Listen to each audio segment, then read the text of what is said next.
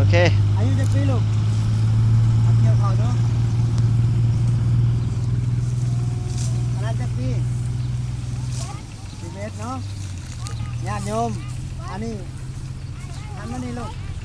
อายุ7 ปีเกี่ยวเข่าซอยครอบครัวได้ซอยครอบครัวเป็นโอ้แข็งแกร่งนะลูกเด้ออันนี้แบ่งกันซื้อกินเด้อนอกมือฟองเอ้ย ซื้อ มาพี่เจ้ามาพี่โอ้ยนี่เห็นเอาเโดน อันนี้อายุอันนั้น7 ปีเกี่ยวเข่าซอยพ่อซอยแม่มีเป็นบุญเป็นกุศลเนาะ